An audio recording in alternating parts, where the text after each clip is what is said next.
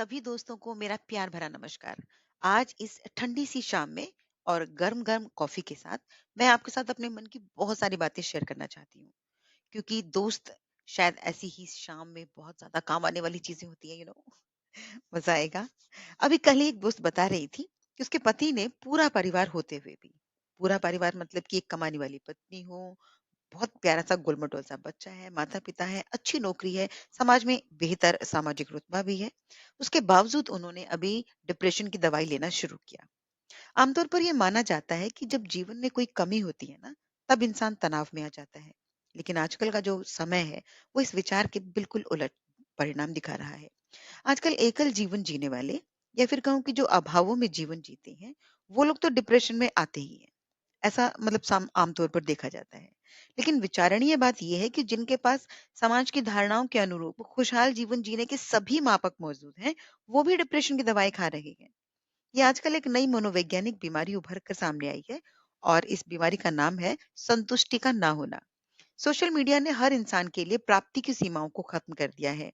इसलिए कहीं भी जाओ, उसके आगे एक और रास्ता खुल जाएगा।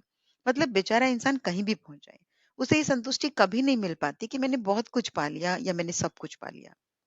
याद कीजिए, हमारी नानी दादी के समय में दोपहर में आटे से जवे बनाते हुए जब उनका आटा खत्म हो जाता था, तो वो बड़ी संतुष्टि और खुशी के भाव से कहती थी, आज इतना काम खत्म हो गया। या कोई स्वेटर पूरा हो गया है, तो भी वो बहुत खुश होते थे। या फिर दिल भर कर किसी से बात कर ली, क्योंकि उस वक्त तो दोस्त भी सीमित होते थे, तो मन पूरी तरह संतुष्ट हो जाता था। और इस काम में ना इस काम को इतना सारा करने पर मन में थकावट की जगह एक ताजगी जीते थे लोग उस समय। लेकिन आजकल के लोग फेसबुक, व्हाट्सएप, इंस्टा आदि पर सबके इतने ज़्यादा दोस्त बन गए हैं कि जितने भी दोस्तों से बात कर ली जाए, जिनसे बात नहीं हो पाई ना, उनकी संख्या हमेशा ज़्यादा रह जाती है, जो हमारे दिलों में काम अधूरा रह जाने की कसक और बेचैनी छोड़ जाती है। सोशल मीडिया पर, इंस्टाग्राम पर रील देखते जाते हैं और वो खत्म होने का नाम ही नहीं लेती। यूट्यूब पर देखने लगो, उसमें भी सेम चीज़ें चलती हैं। कहने का मतलब ये कि इतना समय तक लगातार सब कुछ देखने के बाद भी इतना देखा कि संतुष्टि नहीं होती, बल्कि थकावट में या किसी मजबूरी में अगर हम नहीं देख पा रहे हैं, तो कुछ ना देख पाने की कसक मन में ज़रूर रह जाती है। तो जीवन में काल्पनिक आशावाद फैलाती सोशल मीडिया की कहानियाँ, गीत, फिल्में ना तो किसी दुःख को पूरा जीने देती हैं, ना ही किसी को खुशी में पागल होने का मौका हो मिलने देती हैं। समझ समझ रहे हैं आप? क्योंकि क्या होता है कि सोशल मीडिया के प्रभाव से मन और मस्तिष्क के भाव इतना जल्दी-जल्दी बदलते हैं कि एक वक़्त में इंसान खुद अपने ही मनोभावों में उलझ कर रह जाता है। उसे समझ ही नहीं आता कि वो किस बात से खुश है, किस बात से परेशान है। इंसान का मूड लगातार बदलता है और ये लगातार बदलना बहुत छोटे-छोटे टाइम पीरियड में चल रहा है। मतलब बहुत स्पीडली चल रहा है। पहले के समय में जब 60-70 वर्ष की उम्र के बुजुर्ग जीवन भर बहुत ज्यादा काम कर लिया, अब आराम करेंगे के भाव से शांत जीवन जीते थे और अपने बच्चों के साथ अपने अनुभवों को साझा करते थे।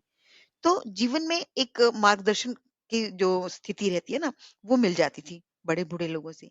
लेकिन आजकल बड़े बूढ़े लोगों की इतनी प्रतियोगिताएं होती हैं, इतनी अधिक काल्पनिक सक्रियता रहती है कि वो शांत फुर्सत में अपने जीवन अनुभवों को साझा करने की ललक और परिपक्वता रखने वाले बुजुर्ग अब नजर ही नहीं आते।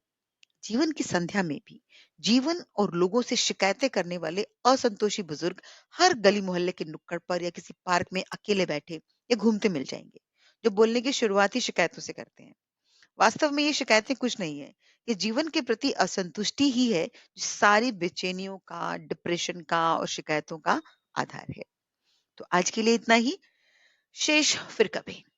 तो आप अपने आप का ख्याल रखें, अपने आसपास के लोगों का ख्याल रखें और कोशिश करें कि बहुत बहुत बहुत खुश रहें। Take care, bye bye.